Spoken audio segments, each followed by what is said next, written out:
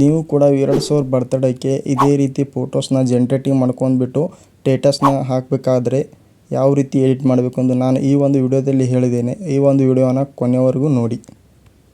ಫಸ್ಟಿಗೆ chat ಜಿಪಿಟಿಯನ್ನು open ಮಾಡಿ. Open ಮಾಡಿದ ನಂತರ ಒಂದು ಫ್ಯೂ ಸೆಕೆಂಡ್ ವೇಟ್ ಮಾಡಿ. ಮಾಡಿದ್ಮೇಲೆ ಈ ಥರ ಇಂಟರ್ಫೇಸ್ ನಿಮಗೆ ಶೋ ಆಗುತ್ತದೆ. ಇಲ್ಲಿ ಪ್ಲಸ್ ಬಟನ್ ಮೇಲೆ ಕ್ಲಿಕ್ ಮಾಡಿ. ಆನಂತರ ಫೋಟೋಸ್ ಮೇಲೆ ಕ್ಲಿಕ್ ಮಾಡಿ. ಫೋಟೋಸ್ ಮೇಲೆ ಕ್ಲಿಕ್ ಮಾಡಿಬಿಟ್ಟು ನಿಮ್ಮ ಒಂದು ಫೋಟೋ ಹಾಗೆ ವಿರಾಟ್ ಸೌರದ ಒಂದು ಫೋಟೋನ ಆಯ್ಕೆ ಮಾಡ್ಕೊಂಡು ಡನ್ ಮೇಲೆ ಕ್ಲಿಕ್ ಮಾಡಿ. ಇಲ್ಲಿ ಏರೋ ಮಾರ್ಕ್ ಮೇಲೆ ಕ್ಲಿಕ್ ಮಾಡಿ.